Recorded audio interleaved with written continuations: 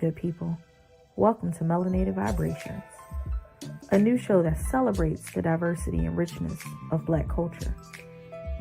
Join us as we delve into our individual mental health and overall mental health of our community. From the latest trends to the timeless coping mechanisms, we'll showcase the best of what it means to be mentally healthy. So sit back, relax, and get ready to feel the vibrations of Black excellence. Let's get started.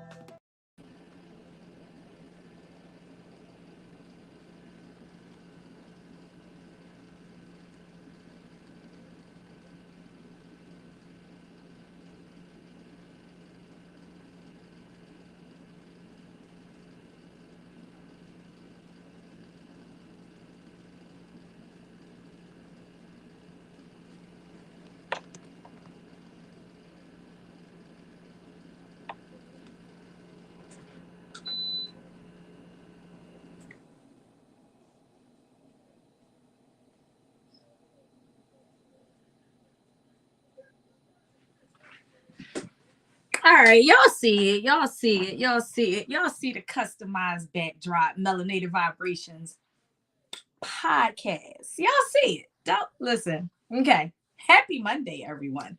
Happy Labor Day for all the people out there that work and have a job. Hey, sis. Yeah, hey. You see it. You see it. That's all I'm saying. We can't hear you. We can't hear you. Your mic is muted. Oh, see, there you go. Okay. I thought it wasn't. I just been sitting in the bed. Huh? I was sitting in the bed trying to figure out how. I'm like, how I ain't get in? Can y'all hear me? Can y'all see me? Is it like? Listen, you was supposed to be a net. See, when you didn't come in as a net, that's why we weren't gonna let you in. I was like, I feel like Shannon just left me back there, and because you were supposed to come in as a net. That's just just had me sitting there. You know, you should have came in as a net. First of all, I had cooking. I'm gonna just start pouring my cup. It's Labor Day. Y'all see it? Melanated Vibration cup and shirt. Don't forget to get y'all merch at thebiggexclusivemerch.com. Y'all had me stressed. Who's stressed? First of all, I had cooking technical difficulties. I'm having technical difficulties because I was like, y'all see me? Can y'all hear me? And my hair, is anybody? As long as you ain't trying to cook at 7 or eat at 7 o'clock. So I'm like, what is going on? So yes, you guys can send stars. That is a digital gift to help us earn money as a network. So check in there. If you are on the stream, Facebook or YouTube, make sure that you go and tag your friends. Make sure you share and like the posts. And tag as many people as you can. Hey Tiff, thank you for sharing it always. So yes, make sure that y'all go and tag y'all friends in and share the stream. Okay, that's what we need you to do, because tonight is going to be a very good topic, something that we all most of us can relate to. Let me not say all, most of us can relate to. Hey, Big Exclusive. So I just want y'all to see this customized backdrop. I just take her off the screen for a second so y'all can see it. Like, I need y'all to see it. Okay, no offense. Look, okay, there we go. You see? You see? Like, don't play with it. We over here at Melanated Vibrations with customized stuff. Last week I had a different backdrop because I was waiting for this one to come. Yes, Melanated Vibrations podcast. Okay, that's my sister, and there go me. And that's all I was just trying to show y'all. That's it. Just, I gotta let the people see what we're doing over here. It's big business. Okay. So hopefully Annette will be on this side of the city next week so we can do the show together and sit next to our pictures. Yeah, you see us Big Exclusive to Cousin. That's what we do over here at Melanated Vibrations. So like that. So happy Monday, everyone. I hope everyone's having a great Monday, that you guys had time to relax. I have not. I've been moving since I got up. Not much of a day off, and it's already 7 o'clock. So that means we're going to blink our eyes and it's going to be time to go to bed. And then we're going to be right back to work tomorrow. And I don't like that for me, but here we are. So That's how my Monday is. And then my weekend was crazy busy. How was your weekend and how was your day off? Just doing mom shit, wife shit. Ghetto. Ghetto. Real ghetto. It's all right. We're going to take a vacation soon. Sit down. Are we actually going to sit down on vacation? No. We're probably not. We're probably not really going to sit down on vacation. Well, I'm going to sit down on vacation because I'm tired. I need to sit down. Don will take a nap. Okay. I am that person. We go on vacation. I'm going to take a nap. Okay. Sorry for the people that don't believe in taking naps on vacation. I believe in taking naps on vacation. Why not? That's the best. That's what I'm saying. It's people that don't believe in taking naps on vacation. I take naps on vacation because I feel like in order for me to keep pushing through and partying the way that I like to party on vacation, I gotta lay it down. I gotta lay these bones down and let them rest. So I like to. That's just me. So, I guess we can start by, instead of a grounding technique, I would honestly rather do, I would rather do an affirmation, but I'm gonna let you start because I always start with the affirmations. Affirmations always don't work for me. We didn't ask you if it worked. We just asked you to give an affirmation. Say something positive for the people that are listening.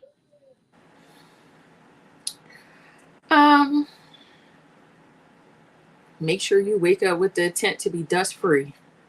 I don't like that affirmation. Try it again.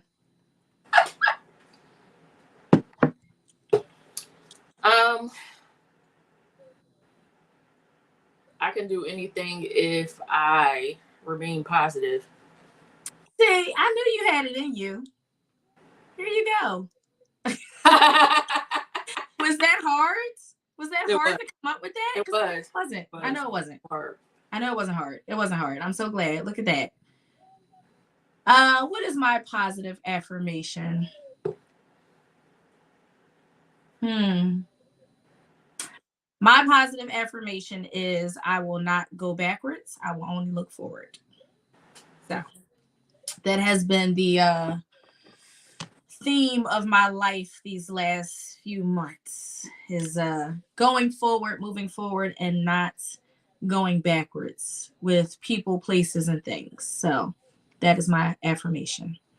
I will not look backwards. I will just move forward. So there's my affirmation. All right. So let's set our intention. So I am bringing into this space. I don't know what I'm bringing into this space. I hope that I'm bringing into this space some knowledge. Yeah. I hope I'm bringing into this space knowledge. What are you bringing? Transparency. Transparency. I like it.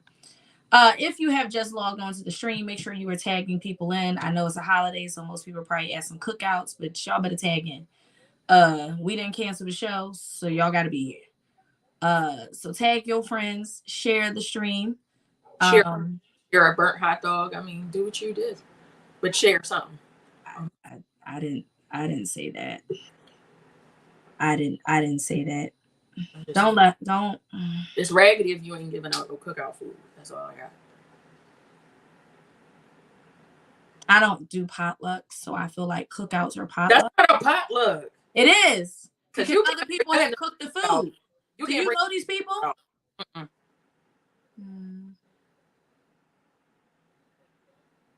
I like that. I would have said the last part, but I'm trying to change, but that's what I wanted to say. But so, how is a cookout not a potluck? Because first of all, if I have a cookout at my house, you cannot bring shit to my house.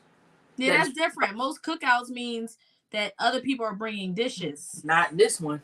Okay. Some of y'all raggedy bald head mamas can't cook. I'm sorry. But I love y'all. I love it. Not talk about somebody's mama. Erica Mena just got canceled off 11 Hip Hop because she talked about Spice being a monkey. So I think we should tread lightly. But you know she did that more than once, right?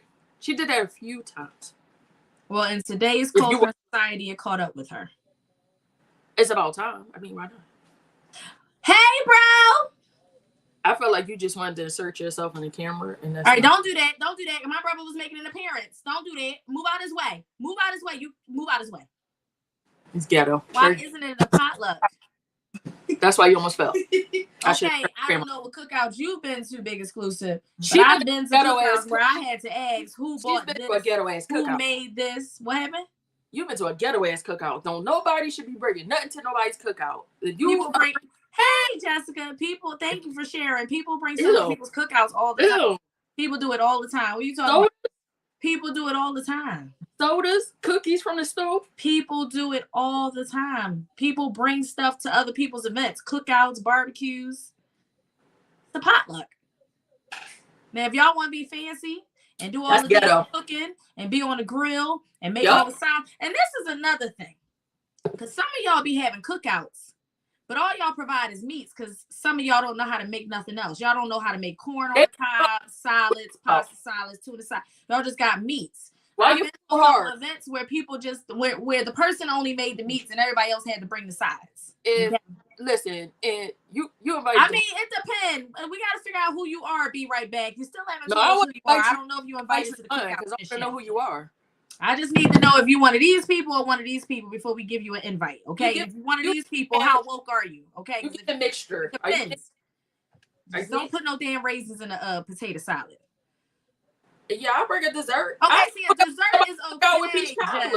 A dessert is okay because, but listen. When I say I don't do potlucks, I mean literally. It better come store bought. Like you need to make sure that if you bringing a dessert, that you is bringing cookies from us somewhere. See, I don't know, because if you one of them people like me, and then people come over your house one time, and then they tell everybody and everybody else that your ass can cook, you're suckered into bringing a dish.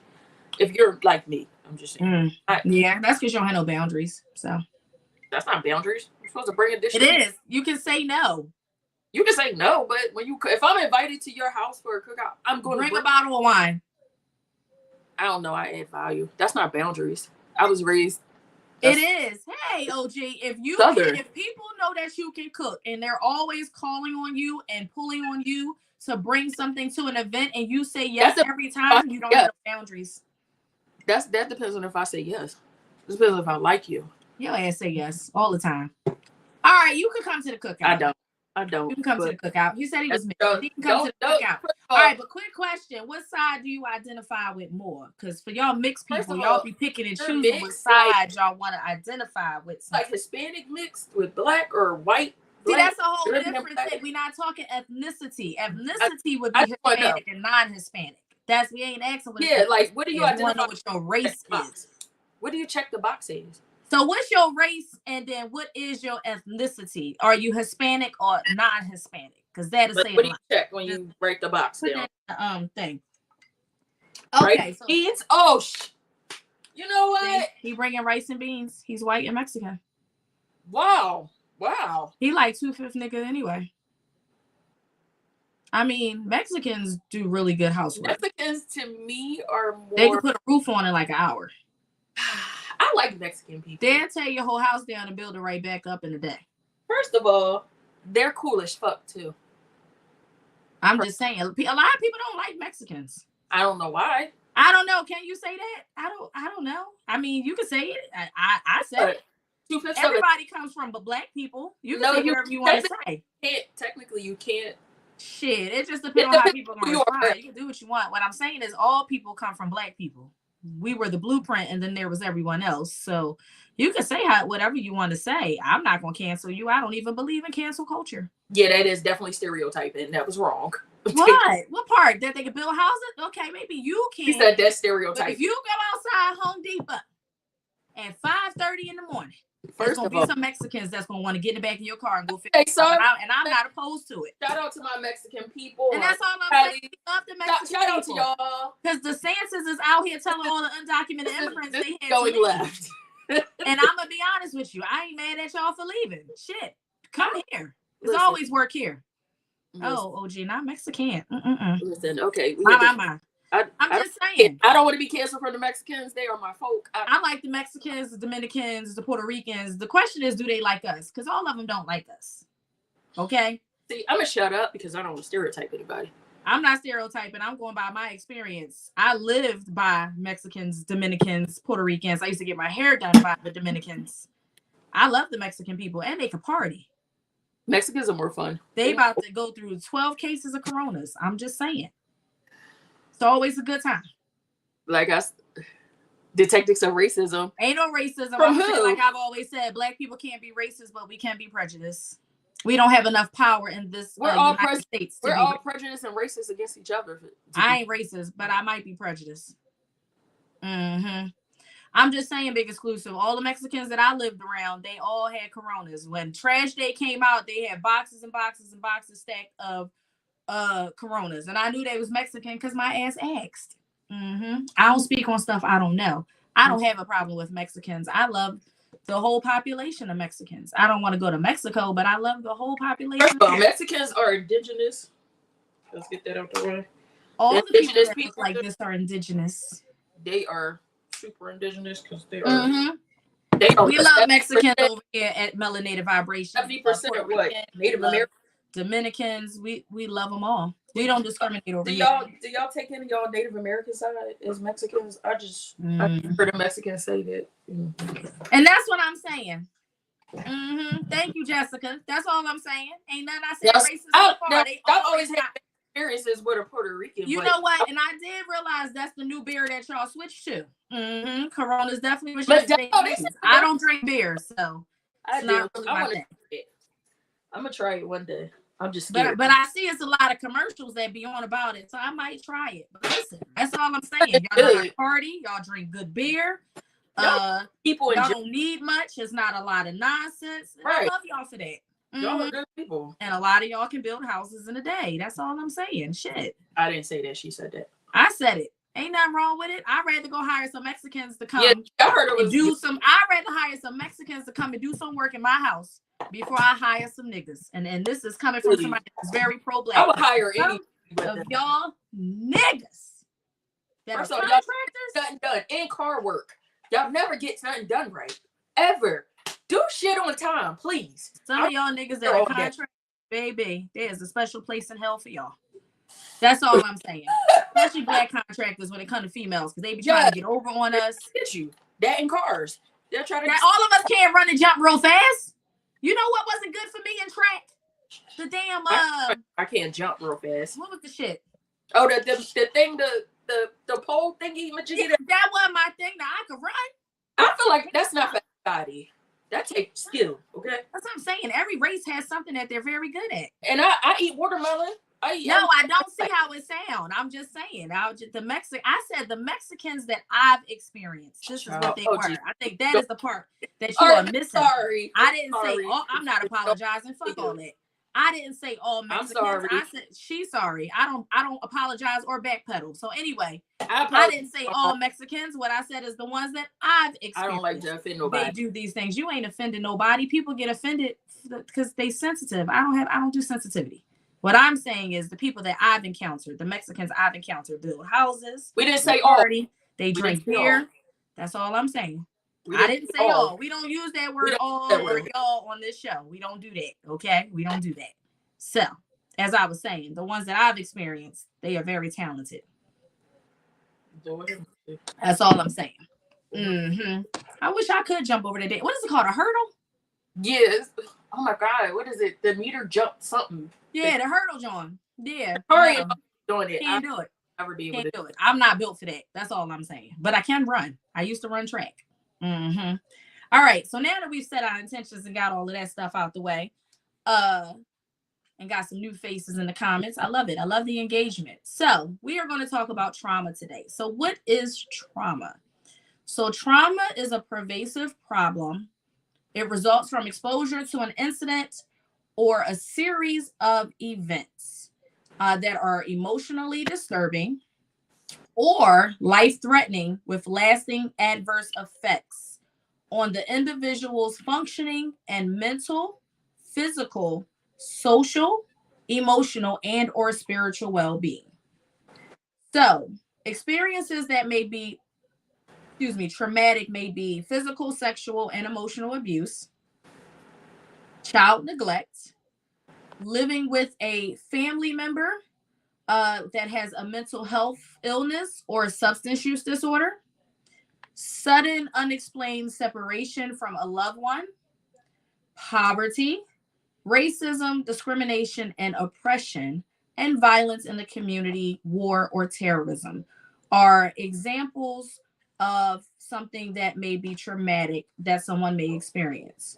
So there are three main types of trauma. You have acute trauma, chronic trauma, or complex trauma. So acute trauma results from a single incident. So that means just one incident happens and that is considered acute trauma. Chronic trauma is a repeated and prolonged trauma, such as domestic violence or abuse.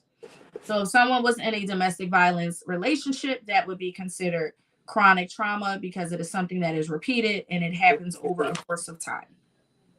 Then you have complex trauma, which is out of the three different types of traumas is the highest on the totem pole that people experience. Now, complex trauma is exposure to varied and multiple traumatic events, often of invasiveness or interpersonal nature. Complex trauma also can be something that occurs throughout a lifespan. So again, it's exposure to multiple traumatic events. So they would say if you were a child that was abused or neglected, and then that was a traumatic thing for you. And then as you grew up over the lifespan, you became a teenager and then a young adult, and something kind of happened to you throughout these life stages. They would be considered multiple traumatic events. So they would diagnose you with something called complex trauma, meaning that there's more than one thing that has happened and occurred to you. And it can happen over a course of time, or it can happen in a short period of time. It could be like in your 30s, something traumatic happens to you every year in your 30s. That is something that is complex because it's multiple traumatic events. So if you got into a car accident last or 2 years ago, and then your house burned down the year after that, and then I don't know, you got hit by a car the year after that, that would be multiple traumatic events. So there are 4 types of trauma responses. So when you hear it, fight or flight, that is a trauma response. But there are 4 of them. There's actually a couple more. They're still kind of studying those, but these are the ones that they've solidified. So you have the fight response. Fight responses, the fight type protects themselves from threats through conflict. So those that tend towards the fight response believe that if they establish power over the threat, it will result in security and control. This response may feel like an adrenaline rush, accompanied by a desire to defend oneself through fighting, yelling at, or controlling others. The thought behind this response is, I need to eliminate the threat before it eliminates me. Behaviors that might indicate this trauma response are crying, hand and fists, desire to punch, flex, a tight jaw, grinding your teeth, fight in your eyes, like you can tell when somebody has checked out and they ready to put their hands on somebody, glaring, their voice changes, so now they have fight in their voice, a desire to stomp, kick, smash with legs and feet, feelings of anger and rage, knotted stomach, nausea, and burning stomach. So that is one response. That is the fight response. So after I read all of these, I'm actually going to ask you guys in the comments, what is your trauma response? So flight response. The flight response is a type of response that protects you by escaping. So you protect yourself from the threat by escaping. You take flight. So those that engage in this trauma response cope with the threat by running from or fleeing the situation.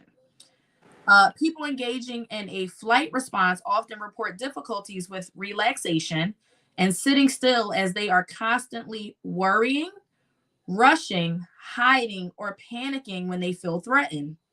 The thought behind this response is, I need to run from the situation before it can hurt me. Behaviors might include or indicate that this trauma response is restless legs, feet or numbness in the legs, anxiety, swallowing, breathing, big darting eyes, leg or foot movement, reported or observed fatigue, restlessness, or feeling trapped. So that is the flight response. Then you have the third one, which is the freeze response. Now, some people literally just freeze in a traumatic event. So the freeze type protects themselves from threat through dissociation. So when faced with a threatening situation, those that tend towards this trauma response unconsciously detaches themselves from the situation by freezing or spacing out. So the body can feel rigid and become immobilized by the stress. This way of dealing with perceived danger may result in difficulty making decision or getting motivated. The thought behind this response is, if I don't do anything, the threat cannot hurt me. Behaviors that might indicate this trauma response are feeling stuck in some parts of the body, feeling cold, frozen, numb, or having pale skin, sense of stiffness or heaviness, holding breath, restrictive breathing, sense of dread, your heart is pounding, or a deceased heart rate can sometimes increase. Then you have fawn, which is a newer response, and they're still kind of doing research on it. So remember, you have fight, flight, freeze, and now fawn. FAWN. So a fawn type protects themselves from threats. So these type of people, they tend to fawn responses. They avoid or they, deal with conflict through people pleasing. So this is someone that either avoids conflict or something traumatic all the way around, or they engage with the traumatic experience, but they are people pleasers to kind of take the light off of them. So they are experiencing difficulties in saying no, and are afraid to share what they really think or feel in fear of how others might perceive them. So people that kind of just say yes all the time. A lot of this happens like kids that are bullied in school. Oh yeah. And so if they are scared of like being bullied, instead of like getting beat up every day or whatever, they kind of just go with it. They don't say no. They are afraid to kind of share how they really feel about a thing. Like, I don't like that. It makes me feel uncomfortable. They fawn. They either avoid it or they deal with conflict by trying to people please. They also are accommodating of others' needs, that they tend to ignore their own. The thought behind this response is, if I can appease this person, I can be safe from conflict or pain.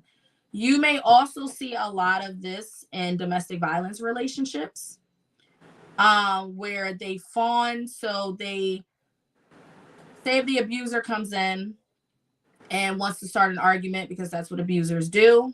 They come in, they start an argument.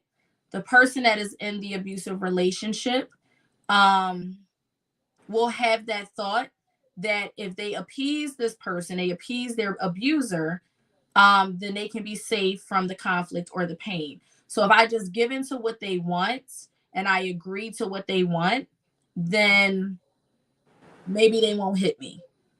A lot of relationships, or a lot of abusive relationships, which a lot of people don't, label it or see it, but you can be sexually assaulted in a relationship. So, even if you are in a relationship, you have the right to say no if you do not want to engage in sexual activity. A lot of times in relationships that have domestic violence, this is where the power comes in. So they will rape the woman. And I say rape very loosely, because I don't want anybody to be triggered, but they will rape, they will take, they will sexually assault their partner.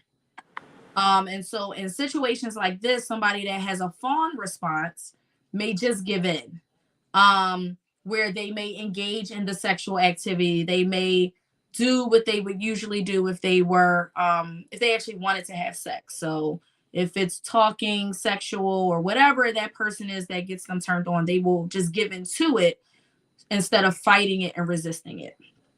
So behaviors that might include, or that might indicate this type of trauma is over apologizing to others, difficulty saying no, excessive flattering of the other person, going out of their way to please the other person, neglecting one's own needs and pretending to agree with others. So even when a person who has a fawn response does not agree, they will just pretend to agree. They will not disagree. They will not say no because they think that it is better to just go along with it than it is to disagree. So out of the 4 trauma responses, we have fight, flight, freeze, or fawn. The 4 Fs. Which one are you? What you cooking in the bag? Gumbo. Ooh, not you making gumbo. We just talked about this last week, and I said I wanted some. Go ahead. What's your trauma response? You work up the street. You can come get it. Don't tempt me with a good time. I will leave my job at lunch and come and pick up my bowl of food. Thanks. Got it. See you tomorrow. I think it depends on what time of life, like what life, I guess, moment I was at. I think when I was younger, the fawn probably resonated with me the most because I was the type of child that liked to people please. Because I was the person that was teased. But if you ask me now, I'm probably gonna like either hit you or cut you flat out, and that's just what it is. Because I think because of adult trauma, because you have childhood trauma and you have adult trauma. The childhood trauma makes you be fawn. Not everybody, but a lot of people. I think you would be a fawn. But when you get older and you deal with things with people around you, you deal with things at work, you deal with things in your life, you deal with things as kids, and then you deal with relationship trauma that you might have, whether it went good or bad. You have something. Everybody has some type of trauma. I think you become like that fight person because then you start to change. You become a different person. So you rather just fight people after that. I think life make you like that. I think a lot of people's childhood trauma spills over into their adult trauma if it's not taken care of. I think that, well, I don't think anything. I know as a therapist, and as someone whose concentration was trauma, that when you have childhood trauma and it's not dealt with, and you don't seek counseling, you don't become a vocal individual, you don't express how you feel, it tends to lead you to not have good interpersonal relationships with other people.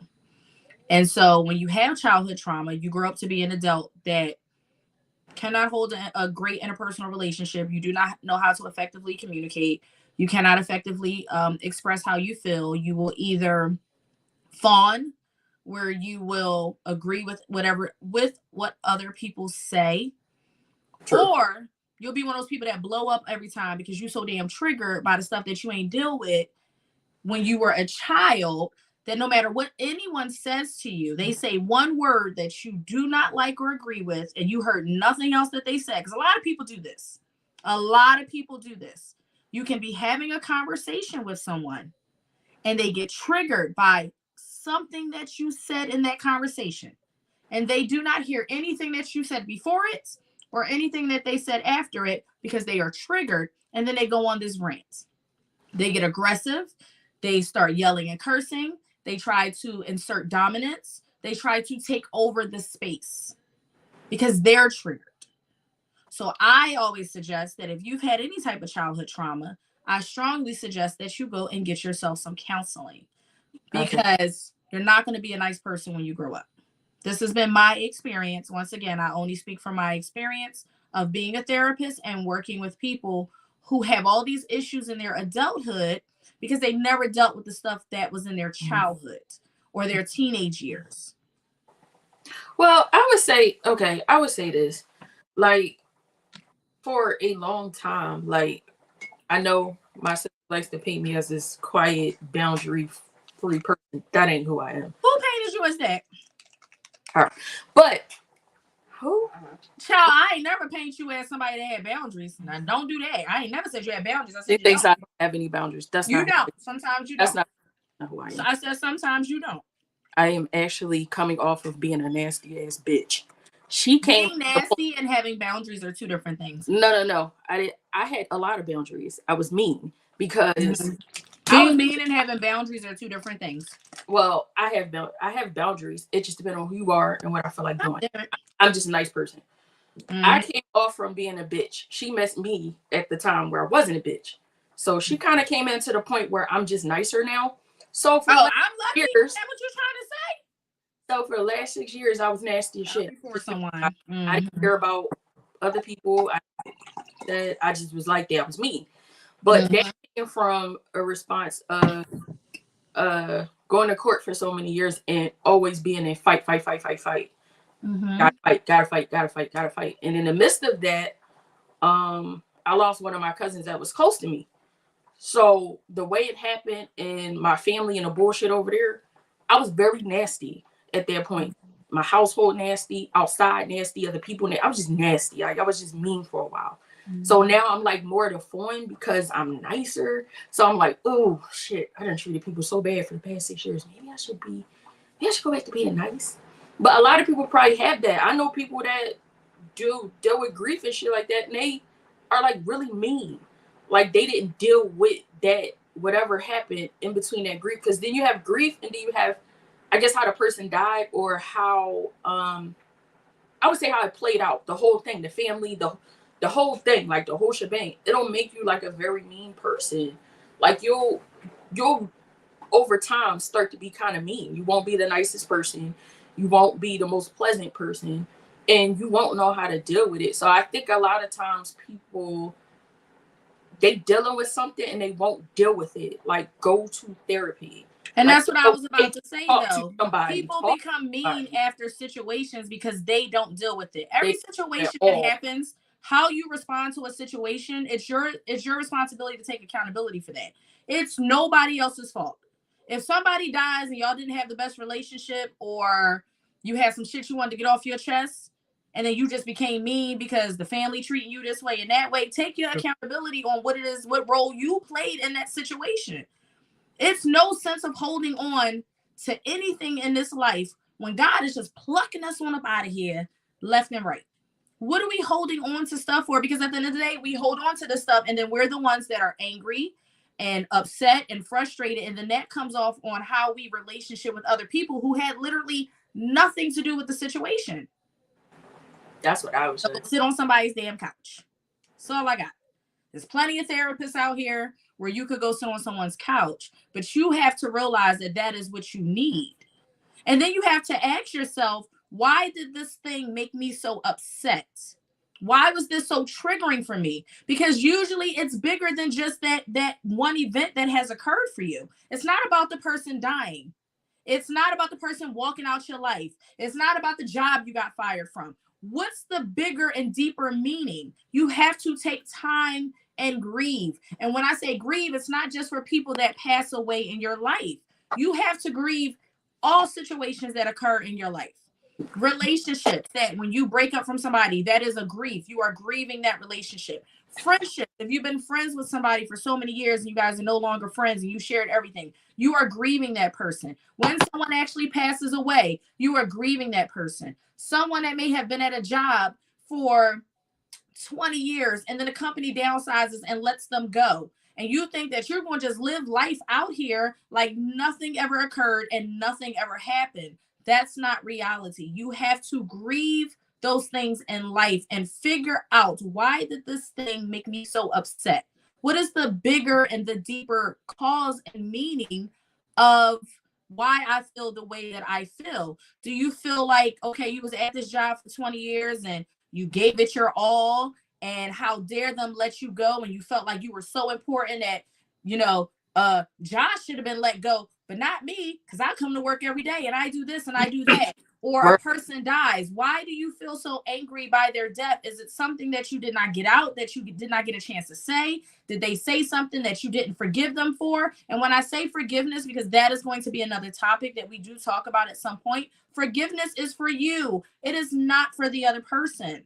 We don't forgive people because we forgive them. We forgive them for us so we can learn to let go of that thing that we've been holding on to. Because most people, if they've wronged you or did something, they do not care, do not remember, or they thought you let it go. So when we talk about trauma or traumatic things that have occurred to you, you have to figure out what is the root cause of that trauma. Like, what are you feeling? Why are you feeling this way? What is it about this situation that got you feeling like I ain't feeling this. I don't like this. This is whatever. So those are your trauma responses. My trauma response is fight. And I'm sure you guys knew that already. I'm sure I didn't have to tell you guys that. I'm sure you guys knew that about me. My trauma response is fight. I'm always in fight mode. I'm always in survival mode. I'm always into I'm going to protect me at all costs. I'm all about controlling what I can control. If I can turn the situation around and control it, and I can have the control over a situation, I'm going to do that. But I've also realized in this life that there are going to be things that I cannot control. And so I have to just go through things. Like losing my mother, that was traumatic for me.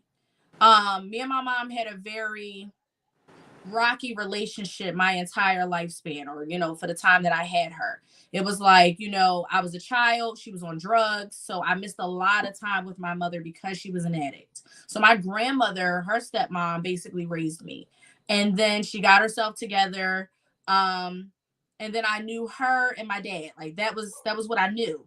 And then my dad passed away.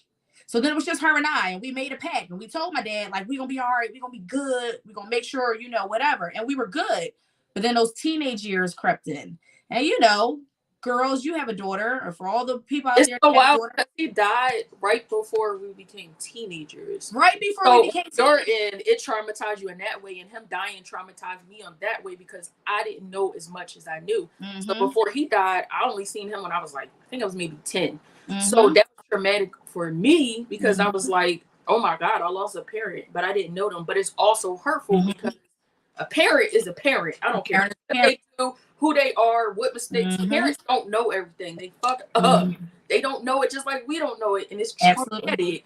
It's traumatic. Mm-hmm. Like your mom just didn't have the answer. Mm-hmm. And that her answer is to just like figure the fuck out as she went along the way. And it's like, that becomes like fight survival. Like, fuck mm-hmm. it, this person gonna move and this person gonna leave. So I'm gonna fight everybody. So I think the teenage years, that's the worst time to lose a parent, especially a father. Absolutely. You're still finding yourself. You're learning like friends and, who do you want to be? Who do you identify as? Right. And so now it was just me and my mom for a really long time. And then I got older. I became a teenager and then we bucked heads. I'm a Taurus. She was an Aries. That's a bull and a ram. And it was just like, that was my dog. But like, bro, I wanted to put hands and feet on her. And a couple of times we actually went fist to cuff. I'm not proud of it, but I was always a fighter. So it's like, I came from a family of fighters. Like that is what we did. We fought. So at some point it was knuck if you buck, and I bucked. I'm gonna be honest. That was just my childhood growing up. And as I got older, you learned that that's wrong. I learned that was wrong, and I appreciated my mom more. But then when she died suddenly, it was like, damn, if only I had more time with her. And then I found out I was pregnant like a couple months after that. So it just was so many different events that were occurring. So when I say things like complex trauma or acute, those are a lot of things in the life, lifespan that can occur. I lost a sibling when I was 4, like my brother, my mother's son. So different dad, same mom. He got killed when he was 16. I was only 4. I lost my grandfather. You know what I mean? So I've lost so many people in my life. But it's like, once she left, it was like, damn, I did not appreciate my mother as much as I should have. And I still have those moments. And next month will be 10 years since she's been gone. They say they never go away, though. It never goes away. It never gets easier. It never goes away. It never gets easier. It just becomes bearable when you lose a parent. Because it's like all those years I fought being rebellious and resistant. It's like I'd give anything to argue with her right now, or you know what I mean, like to have. But I feel like God knew what he was doing, because our last few years before she passed away, we got closer. Like I remember, I think her birthday that year that she passed away, I took her to Maggiano's for dinner. Probably a couple months after that, probably like a month or 2 before she passed away, we went out to happy hour, which was like drinking with my mom. Like I was 20 plus, and it was just like, oh, this is weird. Like I remember us going out to Fridays and going to dinner, and I had my first drink. Not my first drink. It's not what I'm saying. I had my first drink with my mother because I was already drinking. Yeah, college should do that to you. Exactly. Mm-hmm. No matter what age you lose them, you can be You can be 70. Losing a parent is never easy. And it's like, you always have those moments where you reflect on, I shoulda, coulda, woulda, did something different. Wish we had this, wish we could have had a better that. But I realized that now that I sit back and reflect on it, God must have knew, of course he knew he was taking her from me, but we just started hanging out more. We started going out more and like going out to Fridays. I had my first drink with her. That drink was absolutely horrible and it's still on the menu. I'm not even sure why y'all still sell that Fridays, but that's another conversation. But just like going out to happy hour after work and telling her about my day and asking her how her day was and us like building that bond, it really did help. So again, when you don't deal with the things that life throws at you, then you take those traumatic experiences and you trauma dump. We're going to talk about that a little bit later, but it's best to deal with the things that you've been through. It's best to go sit on someone's couch, a professional's couch. Your friends are not your therapists. Oh, please, they'll make it worse. Your family is not your therapist. They'll make the trigger worse. You can go talk to your pastor if that is what you believe, or you can go talk to a therapist, a master level clinician like myself, or a licensed therapist, licensed psychologist, psychiatrist, whatever.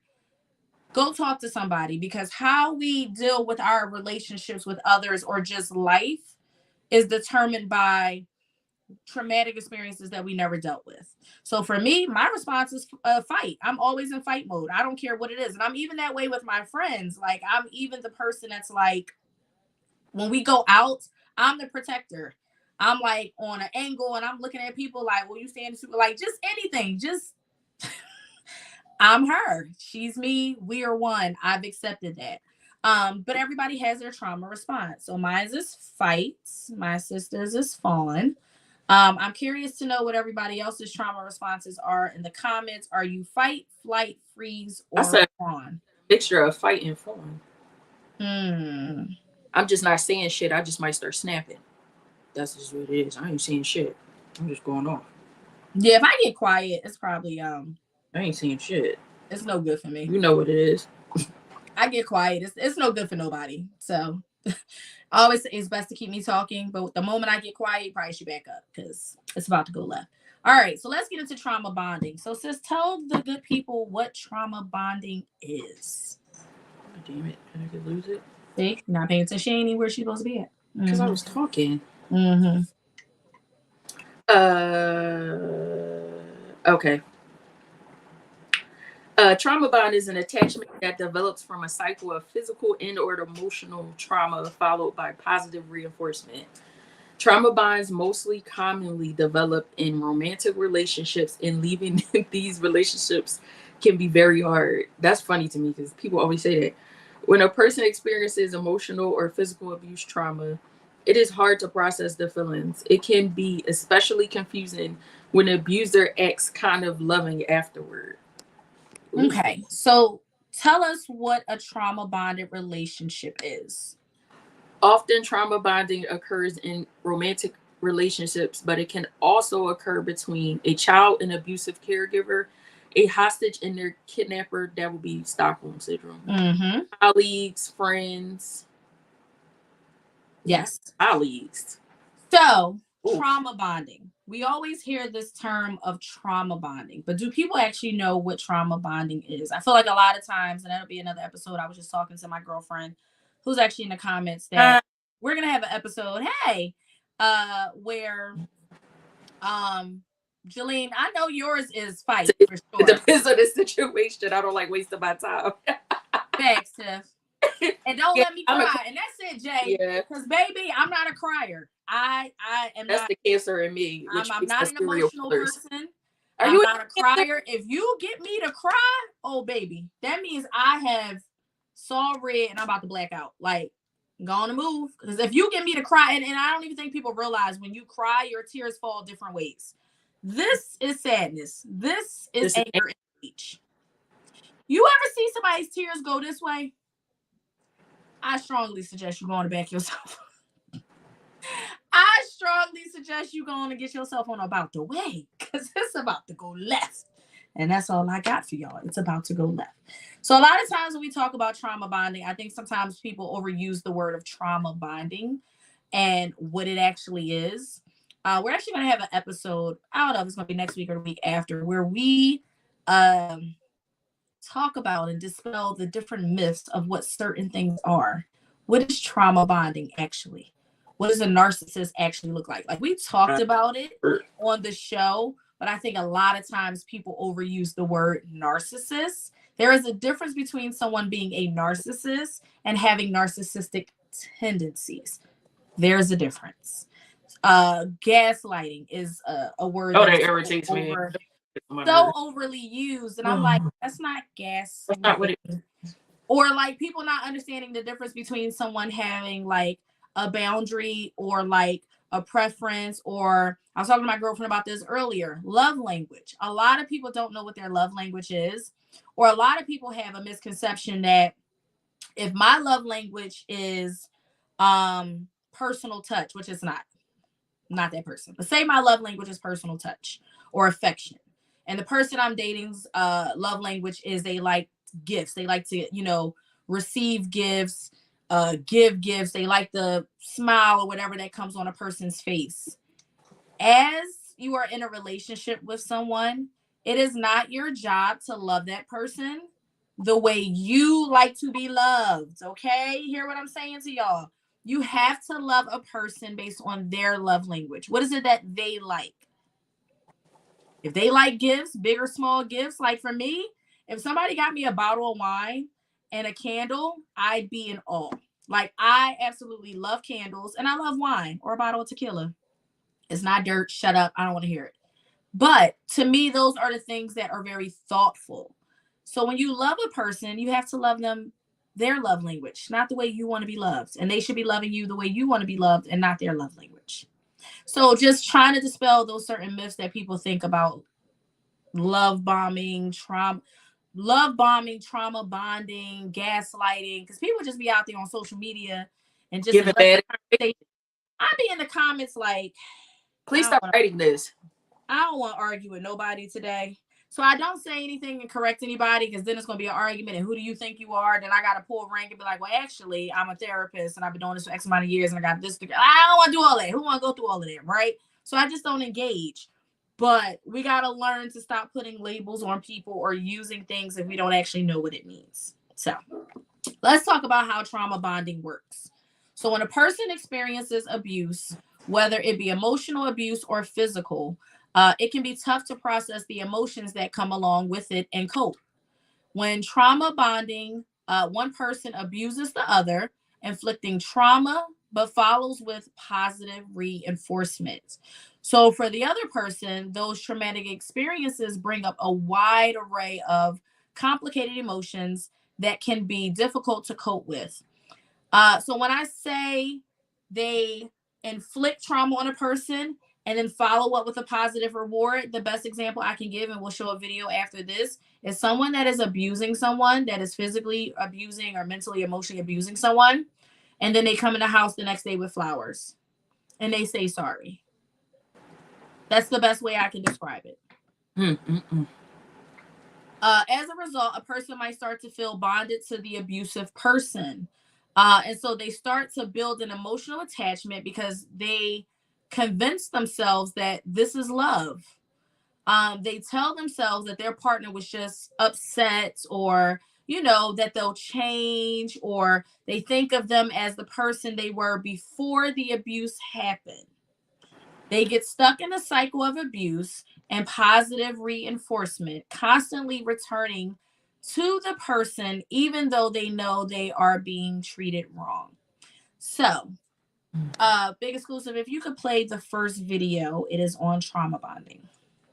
Dark and twisted world of Gotham City, a toxic bond unravels. It's when Dr. Harleen Quinzel becomes Harley Quinn and finds herself ensnared by the manipulative and abusive Joker. Even in real life, many people are falling into that same trap called trauma bond. For them, love will be painful and dangerous until they get the strength to escape. Are you one of those people? In this video, we'll take a look at Harley and Joker's relationship to help you see if you're stuck in a trauma bond. Traumatic roots. As a psychology intern, Dr. Harleen Quinzel treats the untreatable Joker at Arkham Asylum. From the start, he senses her vulnerability and preys on her ambition and compassion.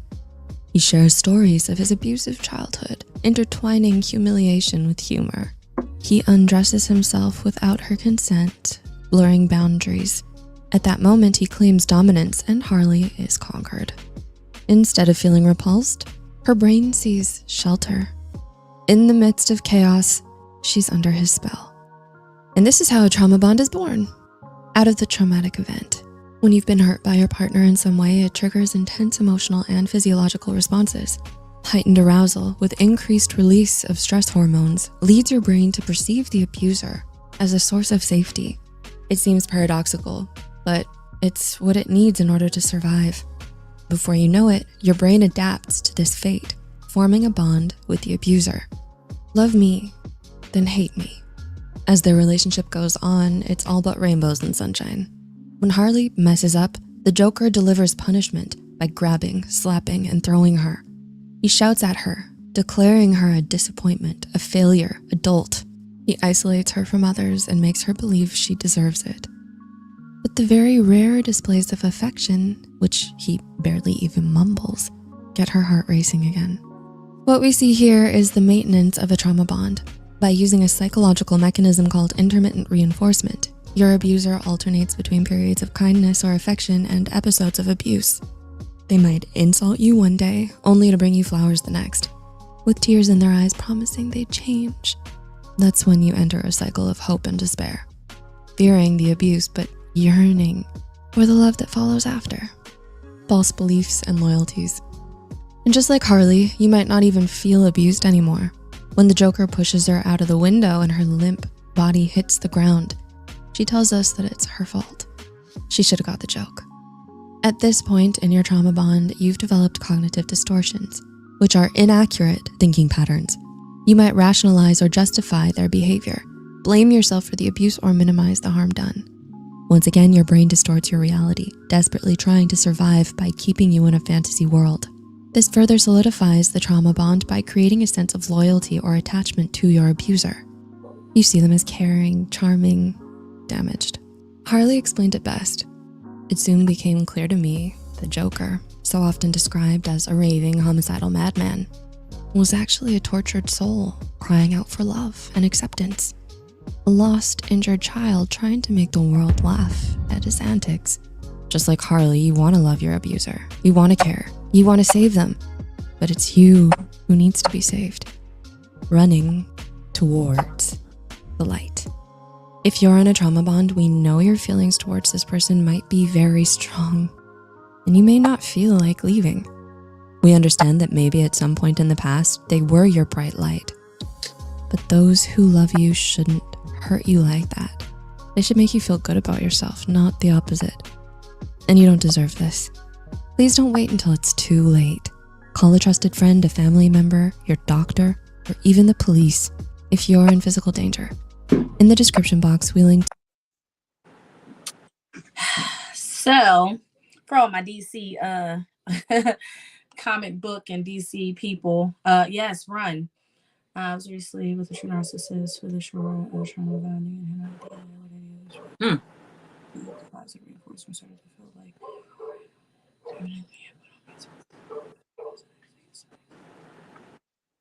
Yeah. Jessica for that transparency. Yes, that's exactly what it looks like. We make excuses for our abusers and say that they'll get better, or we have hopes that they will change. And the truth of the matter is they don't change. They become aggressively worse or verbally worse. They mentally mind fuck you. They psychologically just have you thinking that like you are just less than and that you deserve this. And so after a while, you begin to believe that this is what you deserve. And so if you are trauma bonding with someone, or you are in a relationship where you are seeing the red flags of trauma bonding or abuse, I implore you to get out. If you have a moment, you can, of course, call the cops, but you have to be willing to get out and really want to leave. calling the cops, calling a trusted friend, coming up with a plan of how you're going to leave. Calling, there are, women against abuse. Um, there are plenty of domestic violence hotlines that you would be able to call. And a lot of them, I think we had a show about this probably a few months ago, where I know I stumbled on one where the website was so amazing that if you were a woman of domestic violence, once you logged onto the website, it literally would have a pop-up that said, if you needed to click off of this immediately because, maybe your abuser came, you could click off of it and it would actually be wiped from your browser. However, they had the website set up, but it was like a little red X at the top where, if you saw your abuser coming or heard your abuser coming, you could just click off of it and it would just like go back to like a blank Google page, which I thought was really, really cool and really, really safe because I had never seen a website like that. So if that is you, please seek the help that you need if you are ready to get help, because a lot of times people will not get involved in relationships that have some type of domestic violence because unfortunately when people get involved outside of the relationship, people get hurt, people end up getting killed. People, because they have the Stockholm, they will go back to their abuser because they've made all types of excuses, because they've apologized, they've said sorry, they've broken down and started crying, and you start to believe them. And so if you are willing and ready to get help, the help is out there. If you are willing, if you are in a space where you're not ready to get the help yet, I just ask that you protect yourself as much as you can, because I don't want to see no Facebook obituaries. So, all right. So tell us, sis, why or how does trauma bonding start? Often at the beginning of a relationship, it may seem very loving, affectionate, and passionate. At the start, it can be hard to believe that your partner would do anything to hurt you. At some point, emotional, physical, or psychological abuse occurs. It is hard to process, and the abuser often tries to talk their way out of it and manipulate their partner into thinking they love them, that they will change, and that it will never happen again. This can confuse the other person, but they believe them because they hope it will get better. This is how trauma bonds start. It becomes a cycle where the abuser keeps doing the same thing, but follows with positive reinforcing, giving their partner empty promises and convincing them they love them only for it to happen again and again. So let's talk about why trauma bonding is so strong. So a trauma bond or trauma bonds are so strong and hard to leave because the people involved have intense and emotional experiences together. The victim in a trauma bonded relationship is manipulated into thinking that these intense feelings are love, making them look past the abusive behavior. The feelings of fear and abandonment become stronger as the cycle continues, making the victim want to stay because it is all they know. You see this a lot, like so many movies about this. Enough. It was one I was just sitting here. It's a Tyler Perry movie. Oh, the one I'm talking about with the sister. Yeah. I can't. The family that not the family that prays. Not the family that prays. It's the other one. I can't. Not Diary of a Mad Black Woman. It's another one. Oh God, what is that one? I can't think of it. It's gonna pop up. Reunion. The family reunion, right? So the one sister was in a relationship very much like this, where he was an abuser, he wasn't a manipulator. He would hit her and then apologize and then, do sweet things and make her feel like, he's going to change. He's this, he's that. So there are so many movies, but unfortunately this is a lot of people's reality. And let's be clear, trauma bonding does not just occur from a man to a woman. There are women out there that are abusive, physically, mentally, emotionally, psychologically, sexually, that will trauma bond a guy, and manipulate a situation and have that person thinking like that, this is all you are allowed to have. This is like, no one's going to love you the way that I'm going to love you. And they start to believe that maybe they're not going to be loved this way. And this is all that they know. A lot of people that trauma bond are, unfortunately people that have had some type of traumatic experience that they have not dealt with themselves. And so that is why it's called trauma bonding. That means that there are two people who have experienced some type of traumatic event in their life and they bond over that trauma.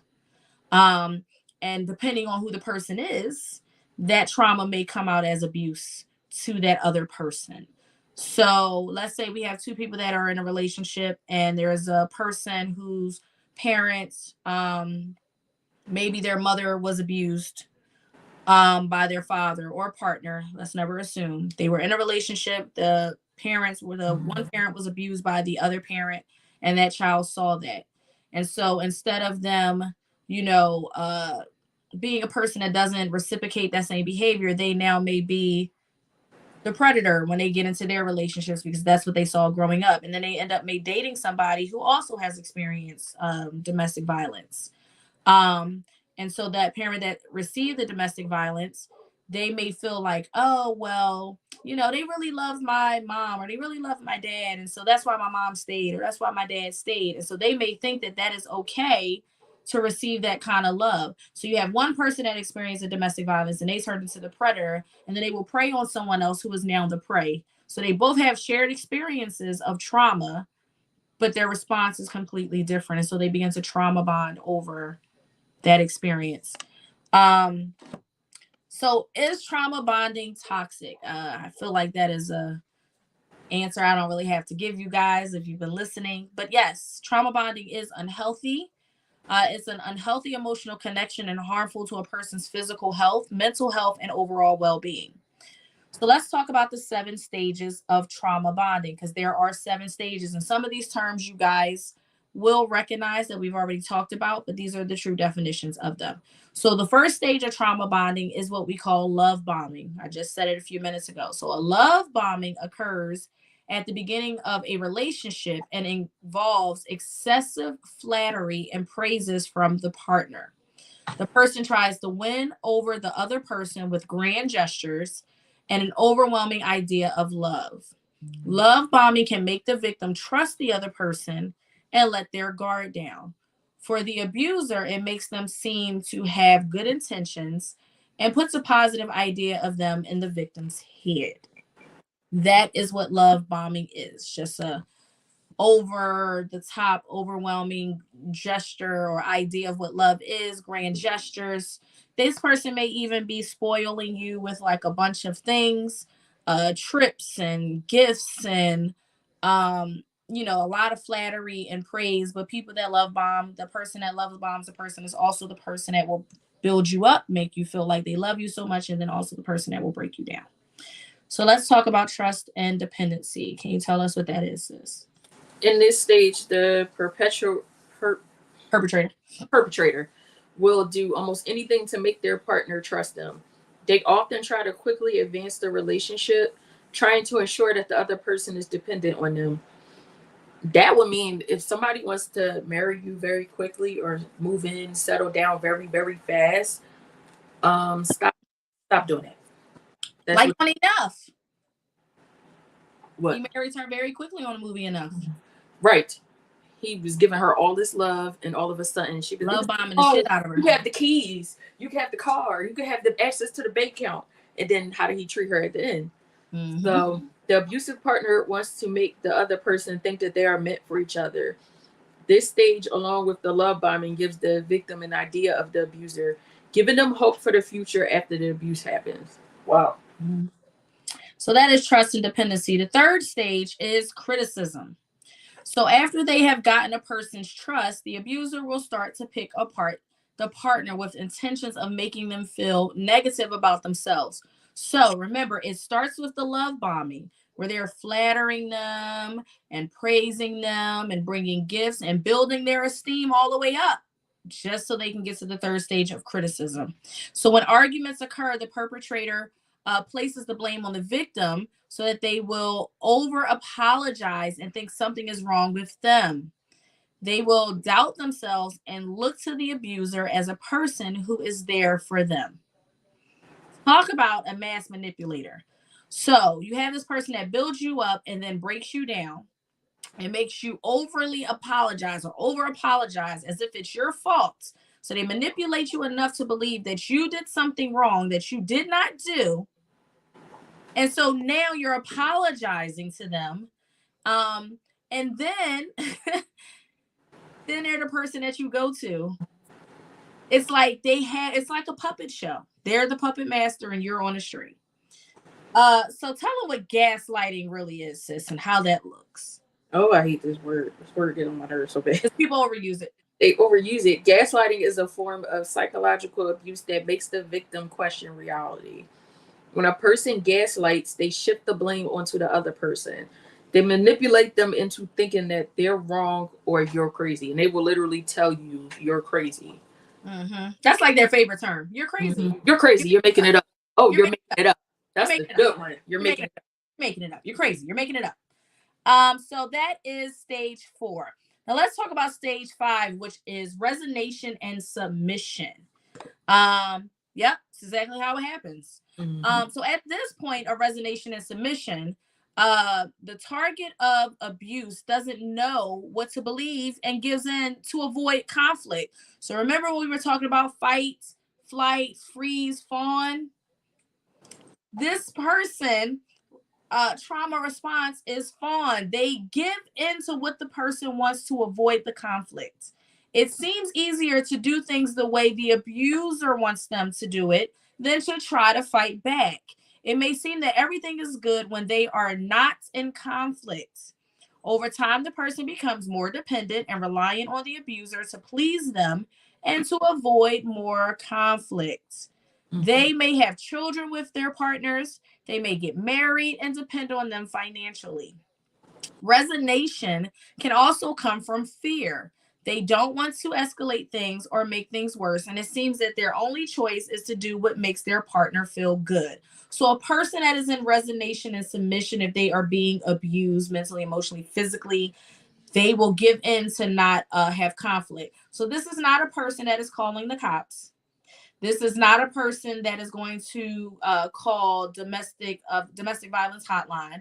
This is not someone calling a woman against abuse.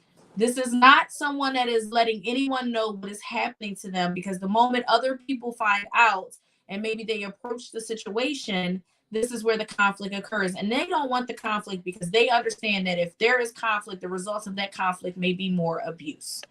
So loss of self, what is that? When a person is in a trauma bond, it breaks down their confidence and sense of self. They become disconnected, isolated, and at a loss when it comes to their self-identity. Over time, sometimes for years, feelings of shame build up and a person can't recognize who they are anymore. It can be very hard to move on from. And let's be clear. So with the loss of self, right? With all of these stages, because they're stages, so that means you go from one stage to another. Loss of self is kind of the thing that happens after one, they've built you up, to then criticize you, to break you down, to then have you be submissive, or they gaslight you and then have you be submissive. And now, because of all of these mixed emotions, this roller coaster ride they've put you through, you have now lost yourself. You don't know who you are anymore. You are just now going with the flow of things. You do not want conflict. And it's hard for you to move on from this type of relationship because you don't know who you are. You don't know what you want. You don't know how to speak up for yourself. So, addiction. The stage of trauma bonds, most commonly end in a cycle. After abuse, the love bombing and positive reinforcement happens again. So it's a cycle, it just keeps going, causing a sense of pleasure or satisfaction. So a person can essentially become addicted to this cycle. Sometimes the abuser may start to avoid their partner or stop giving them attention until they get what they want. When this happens, the other person feels that they are in control of the situation, making them feel like that the abuser may truly love them. So a person can become emotionally addicted to a feeling or response to their emotions. So addiction is kind of the end result of these stages. So they put you through all this emotional roller coaster, just for you to be addicted to the highs and the lows of this type of relationship. And so it's a cycle that continues and over and over. And so your partner will reject you and make you feel like they don't want you. They'll stop giving you attention just so you can beg, and they can feel like they have the upper hand and they have control over you just so they can get what they want and start the cycle all over again. Talk about mass manipulation. So tell us what the trauma bonding signs are. What are the signs of trauma bonding? Signs of trauma bonding can include justifying abuse, covering for the abusive person, isolating, especially from people who are trying to help, become defensive when someone brings up the abuser or tries to help, not wanting to leave the situation. So these are signs of trauma bonding. Now, let's talk about trauma dumping. Not sure if any of you guys have heard about trauma dumping, but trauma dumping is a thing. So trauma dumping and trauma bonding are two totally different things. Trauma bonding is very solely when you are in a relationship with a person and bop, bop, bop. Now, let's be clear. It says that this could be something when you are in a romantic relationship, but I have seen this type of trauma bonding in friendships or with relatives and family. You can trauma bond with somebody. The only difference of them not like physically putting their hands on you is, if you listen to all of these definitions, a lot of these are psychological and mental. So you can be in a relationship or a friendship, because every time we get into any type of situationships, whether it's an intimate relationship with our partners, friends, work relationships, whatever, people will find a way to mass manipulate you by psychologically mind fucking you, right? So they will get all of your mental, and these stages can go for anybody in any kind of relationship. So that is what trauma bonding is. Now, trauma dumping, and I think more people have done this than they realize. Trauma dumping is defined as unloading traumatic experiences on others without warning or invitation. So it is often done to seek validation, attention, or sympathy. While some initial relief may come from dumping your trauma onto someone else. The habit actually does more harm than good. It's also important to be aware of the manipulative nature that comes with trauma dumping. They might use guilt trips, manipulation, or make threats to the relationship if you don't listen, to force you to listen to their traumas. So a lot of times when we trauma dump, people will, there's a difference between venting to someone and then trauma dumping. Big Exclusive, play the second video so people can get a better understanding of what trauma dumping is. Was stupid. What are you talking about? You look fine. I just get like really insecure sometimes. Yeah, I feel that. Right? But it all stems from the fact that when my mom and my dad got a divorce, my dad convinced me that it was my fault, and I believed him for like 3 years. I'm gonna go get changed. What? I don't relate to that part at all. You never told me this. We might as well go on and roll into the third video. If you were a Muppet. For me, I think I'd be Kermit. I never watched the Muppets, but probably because instead of the Muppets, my parents used to just argue about divorce, and then when I would cry, they'd beat the crap out of me and say it was my fault. But that's cool. Who's Kermit? He's a singing frog. I shouldn't do the voice anymore. I'm sorry.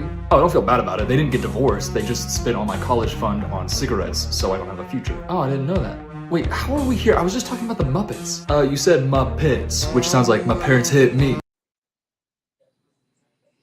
And just like that. So trauma dumping can literally look like that, where someone may be venting to you and again may be triggered by something as they're telling their story, and then they will begin to trauma dump on you or emotionally dump their traumatic experiences on you. A lot of times when people trauma dump, unfortunately, there's no warning. There's no invitation. They don't ask permission.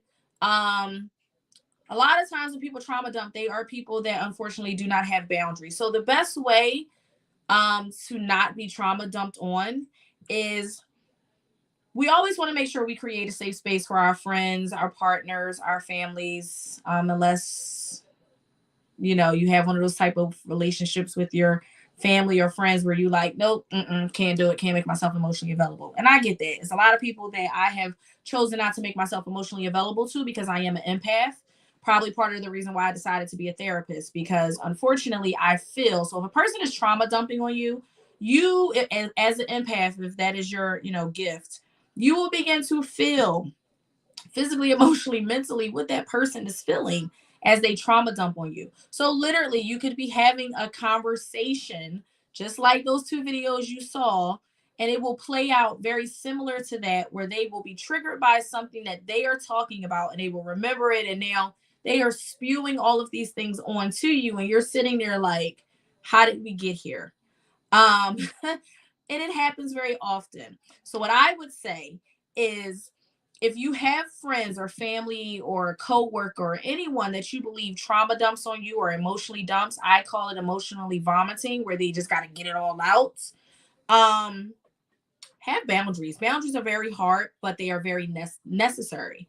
Um, Give a time constraint, right? If you are going to allow somebody to kind of have their moment to talk about whatever the traumatic experiences they experience, even though we were literally just talking about what we were going to go have for lunch, and then that lunch turned into you being starved as a child and your parents not feeding you, and you had to eat the same stuff. Oh, right. You see how fast that happened? How I literally just correlated the two? Right. That is how quickly trauma dumping.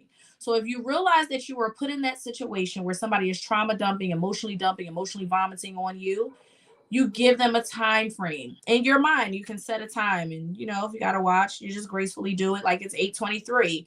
If I'm having a conversation with someone and I notice that the conversation has gone from us figuring out what we were going to have for lunch to you telling me how you were neglected as a child and could not eat, and you starved and went to bed some nights hungry, I'm probably going to give you about a good 3 to 5 minutes to get out what you need to get out. And then I am politely going to change the conversation. Do not feel bad about this. Do not feel bad when people try to trauma dump on you, because again, if you are an empath like me, you are going to be emotionally drained when the conversation is over. And they got out everything that they needed to get out. And they feel better because now there's one more person that knows their traumatic experience. And then you're also going to be the go-to person. And every time they get triggered by something, you're going to be the person that they call. So I say set constraints, set time constraints, whatever you are mentally able to handle. Me, I give people 3 to 5 minutes, because after that, I'm going to stop listening, because again, as an empath, I am going to begin to feel all of what it is that you are giving me. And also because I see clients, like I'm a therapist, I see clients, and it's like, I need to make sure that I am not taking on something on the personal side of my life into my professional side of life, or now I'm sitting around here moping and depressed, or my anxiety has kicked in, and now I done went to the bathroom at 2:00 in the morning, and now I'm sitting up in my bed staring at the walls thinking about what you just told me earlier that happened to you. And now I've created all these scenarios in my head, or try to create a resolution to help you. And now before I know it, it's 5:00 and I got to get up at 6:30. This is how quickly things can happen. And so I implore you that if someone tries to trauma dump on you, you give it a time constraint. You also insert boundaries. If they begin to talk about something that makes you uncomfortable, you can say that. You can say, hey, I'm sorry that was your experience, but, unfortunately, talking about this makes me really uncomfortable. If you're okay, can we pick this up at a later date? Whatever it is that you need to say. Do not allow someone to trauma dump on you, because it can be overwhelming. Again, people that trauma dump, and not all people, they will use this as a manipulative or a manipulation tactic. It's just the nature of the beast that comes with people that trauma dump. So when people trauma dump, they may do a guilt trip on you. They may make threats about the relationship or ending the relationship, or I'm not talking to you again, or I can't come to you. I don't give a shit. Go find you a therapist. Go find you somebody's couch to sit on, a professional. And they may force you to listen to their trauma. So be very careful of the red flags that are when you are talking to people and how they may trauma dump on you. I hope that this information was useful to you guys. We talked about a lot of different types of trauma this evening. We talked about kind of just what trauma is and what that looks like, the acute version, the chronic, and the complex trauma. We talked about trauma responses, your fight, flight, freeze, or fawn. They actually have another one called flop, where people literally will just flop down in the middle of a traumatic event or something they just can't handle. They literally will just flop to the ground and just not deal with it. So we talked about, kind of what your trauma response is.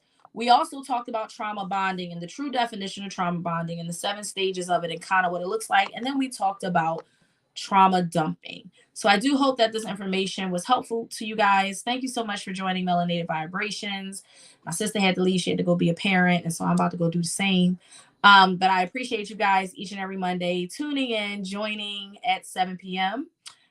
We have so many other things to cover at Melanated Vibrations. I will see you guys next week.